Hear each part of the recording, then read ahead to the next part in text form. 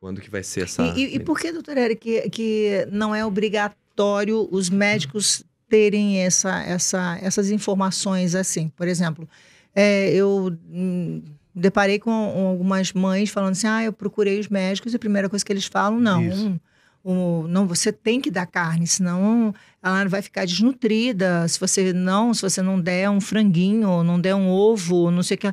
Por que os médicos insistem em falar uma necessidade de uma coisa que não é necessário? Para ser bem claro, isso é um fator de desconhecimento, de ignorância mesmo, de informação errada e de desconhecimento do que tem de publicações científicas sobre vegetarianismo. Então, a gente aprende na faculdade alguns conceitos equivocados. A gente ouve falar um termo valor biológico, né, que tem que ter proteína de alto valor biológico. Isso é um termo que não se usa mais há mais de 30 anos. Né? Então, outro ponto importante, os estudos dos aminoácidos, que são aqueles compostos que montam a proteína, o pessoal passa pela faculdade sem avaliar as tabelas para ver se tem ou se não tem. E saem propagando ideias erradas.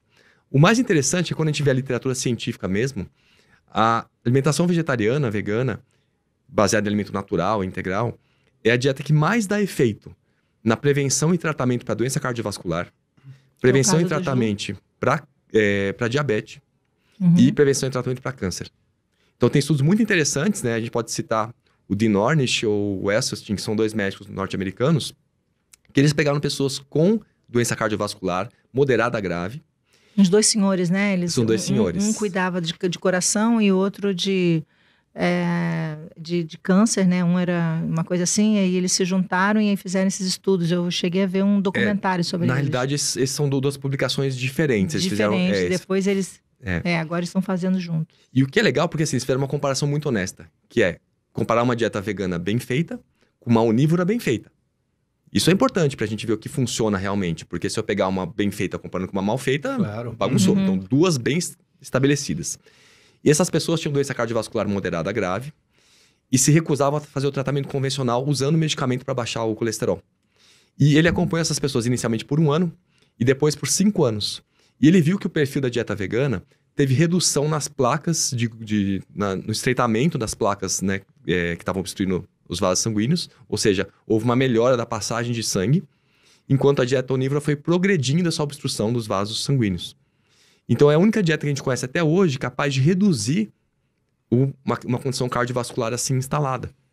E isso é um dado tão importante que não é visto nos estudos na área médica. O pessoal ignora o que é vegetarianismo. Claro que tem uma questão aí de hábito, que é cultural, que as pessoas estão acostumadas, e isso é forte, né? E mais fácil, né? Porque mais eu vou fácil. estudar se já está na mão, né? Sim. E da mesma forma tem as intervenções com populações com diabetes. Coloca as pessoas diabéticas com uma dieta vegana bem planejada e uma onívora bem planejada. A vegana bem planejada tem mais efetividade em todo o controle de glicemia. Eu fui no Hospital do Câncer de Barretos, que agora é o Hospital do Amor, que inclusive tem a primeira ala que fizeram lá, foi com o meu nome.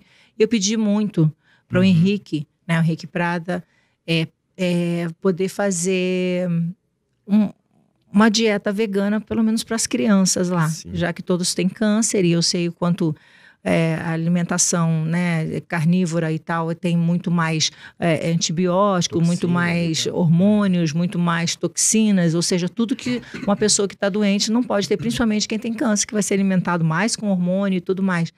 E eu recebi uma resposta que assim, não, a gente tem que seguir o tipo de alimentação que é usado lá fora, porque ele vai muito, o protocolo que é usado muito no São Judas Tadeu, São Judas, lá dos Estados Unidos, que é mais ou menos o que eles seguem. Ou seja, um hospital de câncer, sabendo que o câncer se alimenta, né, através de hormônios, ou seja, quanto mais hormônio você tem, mais o teu câncer cresce. Ninguém ainda virou a mesa, sabe, o senhor com tanta informação ainda não levantou uma bandeira, não saiu rasgando outras bandeiras para que as pessoas possam viver melhor, sobreviver e quem sabe ter uma vida... Se curar?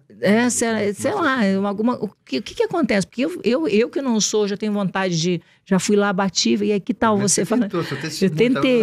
E assim, se a ala tem o seu nome, acho que... Né? Poderia, né? Pelo menos a ala infantil. Infantil, e aí ele falou que ele tem que seguir esse protocolo e tal. Então, mas vocês que têm esses entendimentos todos, por que vocês não gritam, não berram, não botam para fora isso tudo? Então, existem movimentos já no mundo inteiro, alguns hospitais já têm não só a opção vegana, mas tem alguns hospitais que são com a dieta totalmente vegana. O problema é que a gente vê nos Ou nossos de câncer, hospitais, pelo menos, né? existe toda uma condição que é cultural, econômica e de resistência de profissionais também de saúde. Quando você vai ver a parte gerencial do hospital, tem toda uma parte de estrutura de cozinha ou de terceirizados que fazem tudo isso. Por 10 anos, eu coordenei um serviço de nutrologia do hospital em São Paulo e em um determinado momento eu tive que assumir a cozinha, né, com todos os funcionários para organizar tudo. E a gente conseguiu fazer uma mudança muito positiva, colocando alimentos integrais, reduzindo as porções de carne. Só que quando você tira, o pessoal não aceita. Né? Então, é difícil, porque você cria quase uma rebelião lá dentro do processo, então, do local. Eu já ouvi gente falando, se eu não comer uma carne, eu não comi. Tem pessoas que têm essa sensação. Até o próprio paciente pode falar, isso eu não quero. Sim. Eu quero comer carne. E daí o que a gente coloca é ter uma opção vegana para a pessoa. Né? Então, a pessoa ela pode escolher quantos dias da semana vai fazer vegano, se vai fazer sempre, mas ter opções, porque o que a gente fez nessa estruturação é assim, nada vai carne, queijo, leite e ovos. Então, quando a pessoa ela quer comer um bife, o bife está sozinho, separado do resto. Não é a salada com presunto picado em cima, né? O feijão com bacon dentro, que vai sabotar o que a gente pode comer, né? Então, dá para fazer mudanças nesse sentido. E nesse contexto do câncer, isso é bem, bem claro. A Organização Mundial de Saúde, ela já colocou as carnes processadas como nível 1 de evidência com relação ao câncer. Isso quer dizer que a gente não tem dúvida nenhuma que carne processada, presunto, salsicha, linguiça, mortadela, salame, causam câncer de intestino grosso. Nível 1 é muito mais do que o cigarro. É o mesmo cigarro. Grupo. Mesmo grupo. Caraca. Fumaça É o mesmo de grau de diesel, certeza. mesmo grupo. Meu Deus. Não é que causa com a mesma intensidade, mas é com o mesmo grau de certeza. Né?